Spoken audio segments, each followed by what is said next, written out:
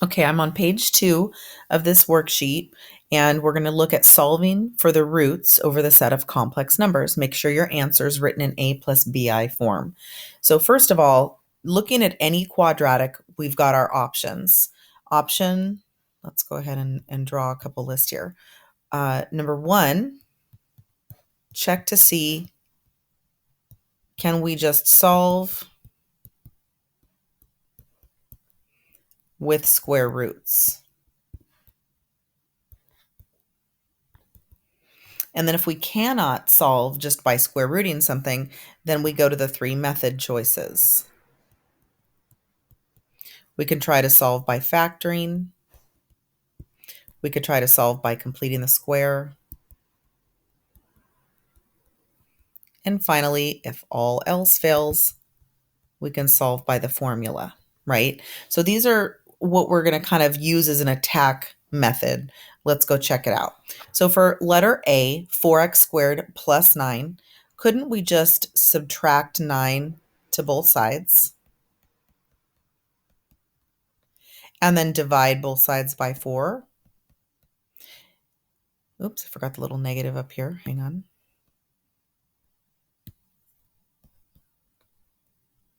And so our final answer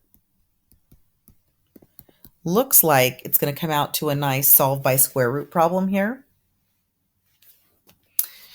And so if I square root both sides, I get that x is equal. So what is the square root of negative 9/4? Remember that we can take out a 3 from the numerator. We can take out a 2 from the denominator. And then because there's the square root of a negative, we're going to take out an imaginary I for this one. And so to put this into A plus BI form, there is no A value or constant here.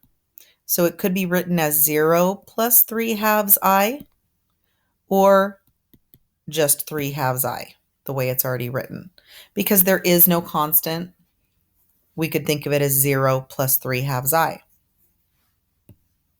All right, that's an example of just, can I straight up solve with square roots?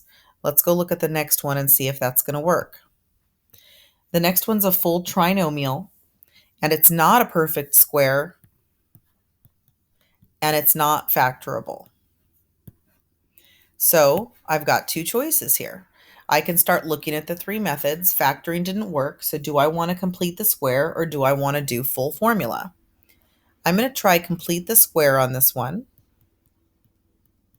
by doing step 1, make space. Step 2B work.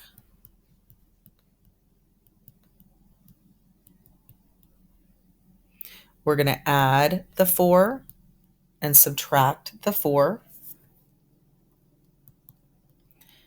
That factors to make the x plus 2 squared factors. And 16 minus 4 would be a plus 12 at the end. This is our vertex form, but we don't want vertex form. We want to solve for the roots. So let's move the constant over so that we can square root both sides. We get plus or minus the square root of negative 12, which is going to need to be simplified. So we get negative 2 plus or minus, and let's go simplify that. Square root of negative 12 is going to become square root of negative 1 times 3 times 4, or 2 and 2.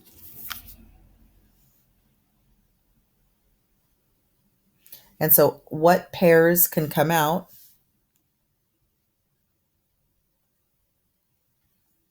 And what's going to stay in? You got it. A 2 comes out, an I comes out, and a root 3 stays in.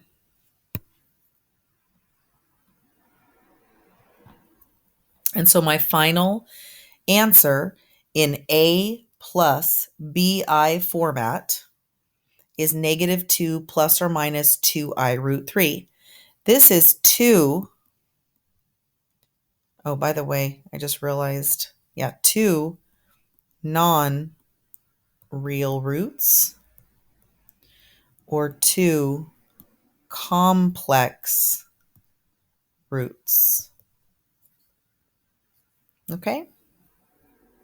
So I solved this one with complete the square. How did that feel for you? Let's go look at the last one. This last one has a 5 in front. So if I go try to complete the square and I'm dividing out that coefficient of 5, ew. It is not going to be fun for completing the square. Okay. So I would definitely try for this one the full formula. So get me A, B, and C.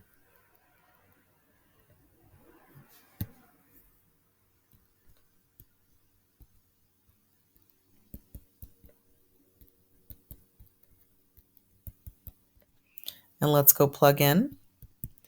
X equals -b plus or minus square root b squared minus 4ac all over 2a. Simplify the front and the bottom. And in my radical, I'm going to get 4 minus, what would 20, 4 times 5 is 20, times 4 give us? Okay, we get 80. So 4 minus 80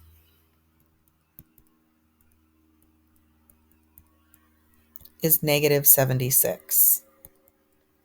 So I'm going to go off to the side with -76 and say what times what equals 76. And if you grab a calculator and you can tell that 76 is an even number, if I divide that by 2, I get 38.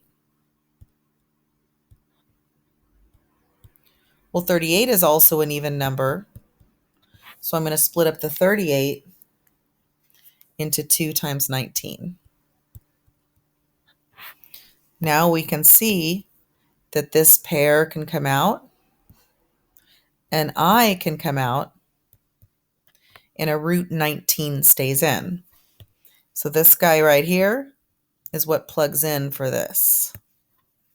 So we get x equals -2 plus or minus 2I root 19 over 10. And then we look at one final step of this 2, and this 10. Is there anything that divides into both? And so 2 goes into 2 once. 2 goes into 2 once. 2 goes into 10 5 times. So one way to write the answer is one big happy fraction. Another way to write this answer would be -1/5 plus or minus I root 19 over 5. So you can split it up or keep it apart. What's the benefit of splitting it up? We can see this line of symmetry through -1/5. So when you split it up, it's nice to see that that's the part of your graph. Okay, so one of the methods was just straight up square roots. One we used to complete the squares, and one we did the full formula. What we just got here on this last one is 2 non-real roots. 2 complex roots. Okay, how'd you do? Okay, going down to these, I want you to pause the video from us practicing on the front and just see how you do and then check your answers. All right, here we go. Speeding through these. If there's 2 separate square roots, we can put them together under the same house. A pair of -7s means I can just pull out the -7. Next one is -9 times 4. Putting that together, we can put it in the same house. Or -36. Couldn't I break up -36 to be negative 1 times 6 times 6. So this final answer is just 6i. 2i times 3i is 6i squared. We now know by definition that I squared equals negative 1. So final answer is just negative 6. Negative 5i squared means we could stretch that out twice. So 5 times 5, negative times negative, is 25. I squared times 4i. And isn't I squared just negative 1? So this is like saying 25 times negative 1 times 4 times I. So that's going to give me negative 100i. I'm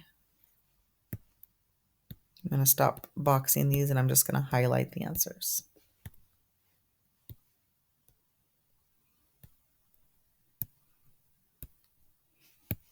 Okay, next.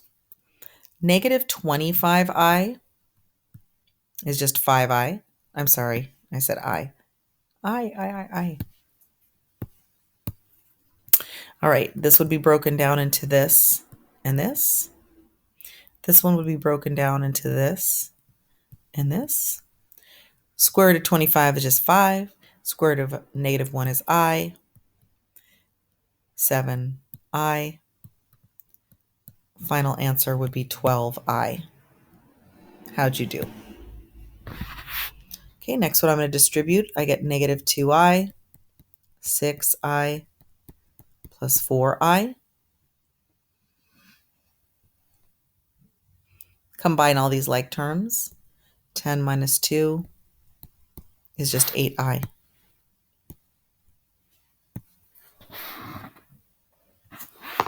Eight times negative root 25 is like saying 8 times 5i. Final answer should just be 40i. Ooh, look at this one. 5 times I squared. And at the back here, we're going to get times negative 4i squared. We know that this I squared is like saying a negative 1. And we know that this I squared is like another negative 1. So multiplying this all out is just negative 20. So 5 times negative 1 is negative 5. Negative 5 times negative 4 is positive 20. Positive 20 times negative 1, done. Back here, we get I to the 8th because we're adding the exponents.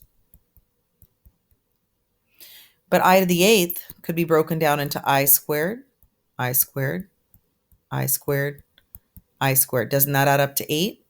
So it's like saying negative 1 times negative 1 times negative 1 times negative 1.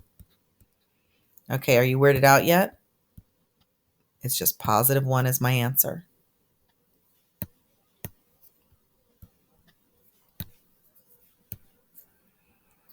All right, I to the 6th. We can break that down.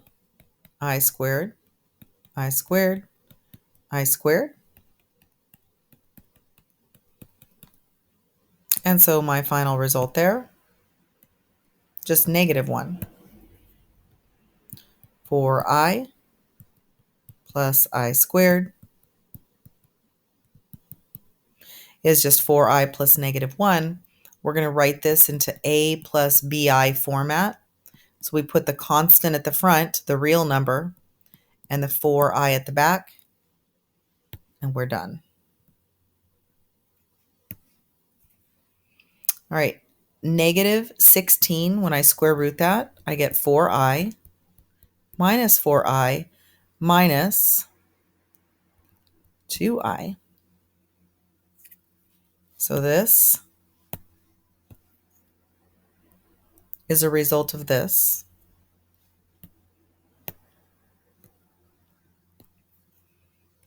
This just stayed.